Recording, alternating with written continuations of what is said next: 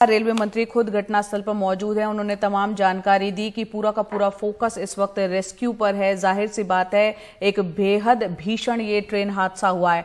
आपके पास क्या जानकारी मिल पा रही है, क्योंकि जो तस्वीरें दिख रही हैं, क्या लोग इसमें बोगियों में अभी भी फंसे हुए हैं, उनको निकालने की का सिलसिला इस वक्त चल रहा है? क्या जानकारी?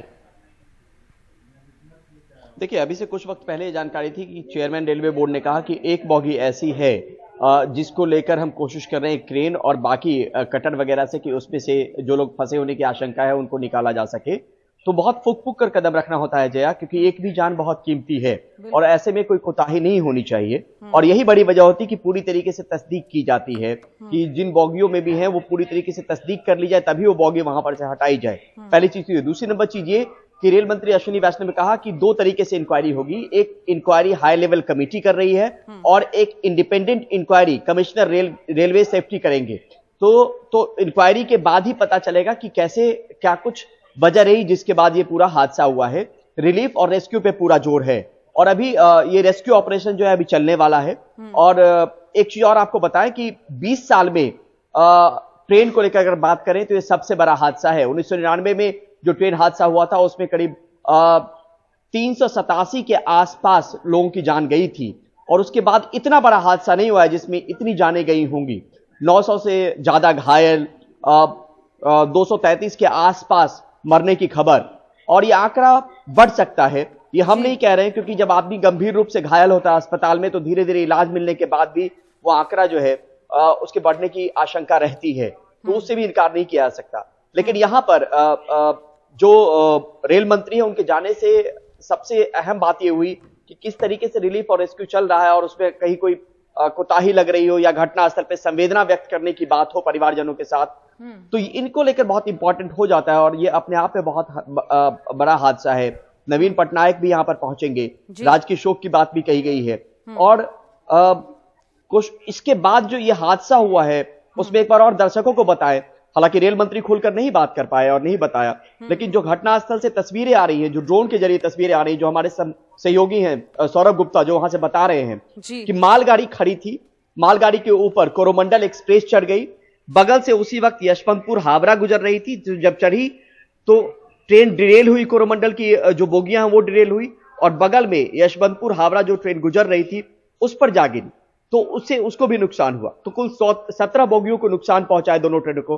और तीन ट्रेनों की टक्कर, आप इसको सीधे तौर पे कह सकते हैं। अपने आप पे एक बड़ा हादसा और आंकड़े भी इसी तरीके की तरफ इशारा कर रहे हैं। जांच होगी, जांच में पता भी चलेगा, लेकिन शुरुआती दौर में हालांकि हम किसी नतीजे पर नहीं पहुंच सकते, लेकिन ये सीधे तौर पे ह्यूमन एरर लग रहा है और जिसके बाद ये जो है ये पूरा वाकया निकल कर सामने में आया है। बिल्कुल परिमल, और यहाँ पर हम हेल्पलाइन नंबर भी जो यहाँ पर जारी रेलवे की तरफ से किए गए हैं वो भी अपने दर्शकों को हम दिखा रहे हैं। इस दौरान वो उसको नोट कर सकते हैं, किसी तरह की कोई सहायता चाहिए तो वो इन नंबर्स पर फोन कर सकते हैं। और यहाँ पर परिमल, यहाँ पर जो ओडिशा के चीफ सेक्रेटरी हैं, प्रमुख सचिव, उनका बयान आया था। वो साफ तौर पर कह रहे थे कि बेहद मुश्किल और चुनौतीपूर्ण वक्त है।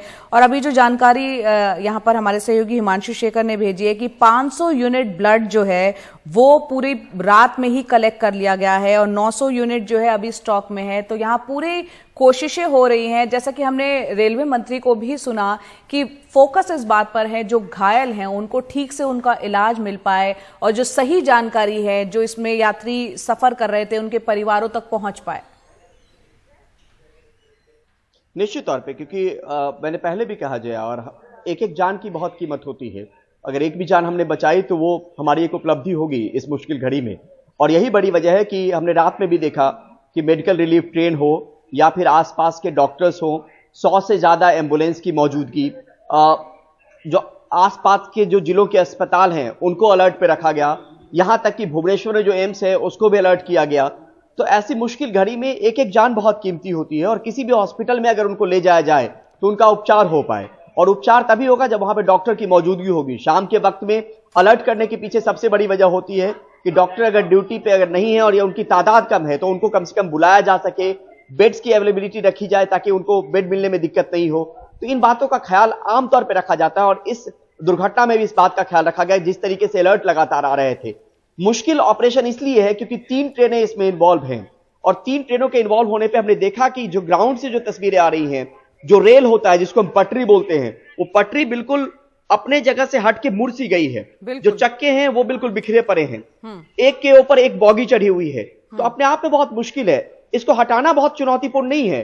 सबसे मुश्किल बात यह है कि यह पता लगाना कि कहीं कोई फंसा हुआ तो नहीं है। बोगी तो आप क्रेन के जरिए आप हटा देंगे, एक किनारे पर रख देंगे, लेकिन एक एक जान क्योंकि कीमती है तो उसमें गैस कटर का भी इस्तेमाल होता है। रात के वक्त में आमतौर पे रिलीफ और रेस्क्यू ऑपरेशन हैम्पर होता ही है, क्योंकि उस तरह की रोशनी नहीं होती जो दिन के उजाले में होती है, तो वो धीरे धीरे चलती है। लेकिन रात भर ये रिलीफ और रेस्क्यू ऑपरेशन काम कर रहा है।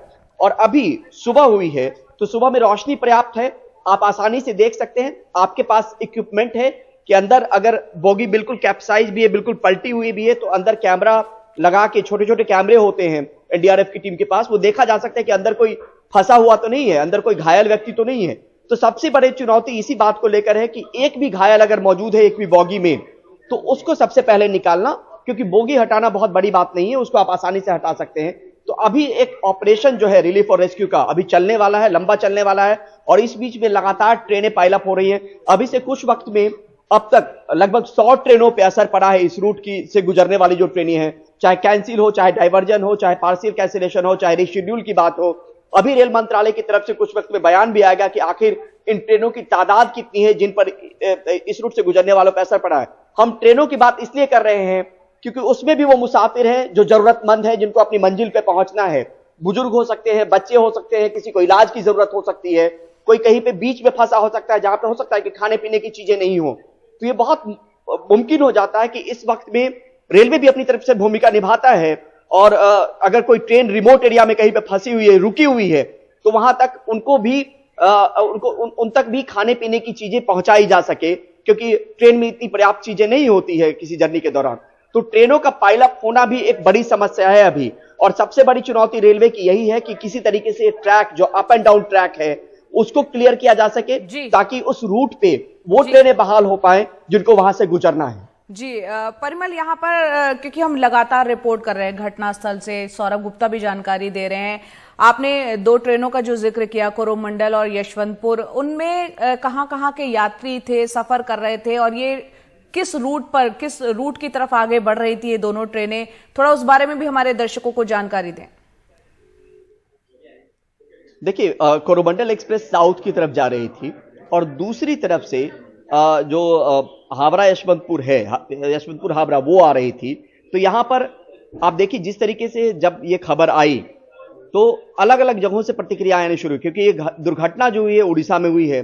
जो मुसाफिर थे वो वेस्ट बंगाल से सवार हुए थे, ट्रेन साउथ जा रही थी, तो आप सोचिए कि कहां के लोग इसमें होंगे। और आमतौर पर कोरोमंडल एक्सप्रेस में जो जनरल बॉगी होता है, हम जया कुछ देर पहले बात कर रहे थे थर्ड एसी को लेकर कि कितनी तादाद हो सकती है, कितने जो पैसेंजर होंगे, उनकी मुश्किलें बढ़ गई होंगी जब ये ट्रेन हादसा हुआ होगा।